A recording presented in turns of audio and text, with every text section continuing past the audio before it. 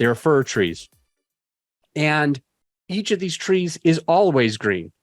And so you're listening, and you might not live here. Maybe you live in the desert. Maybe you live somewhere else, and you don't have all these evergreen trees. So what is evergreen content? It means it's content that stays forever.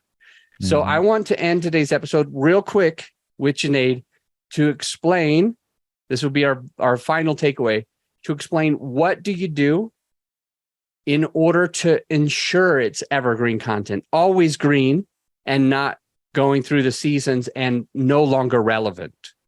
What are you doing? Because I know that you want to do that. Mm-hmm.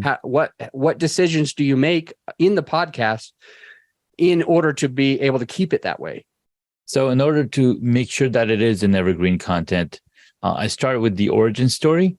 I learned about the person, what they've done, as opposed to what they are doing now or they're launching now. Because even if they're launching something today or tomorrow, it is going to be relevant in the future as well. Oh, they launched this thing.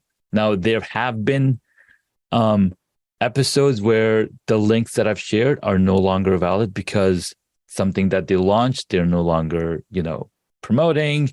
So it comes down to it's a learning experience. And one thing that you said, I am discovering, and I have the ability to sift through who gets to come on the episode, because I want to be mindful of what kind of value and what kind of culture I'm setting for my own audience, right? They understand who I am, they understand where I come from, and I want to make sure that the people that I'm bringing are also from the same mindset and have the same values, essentially.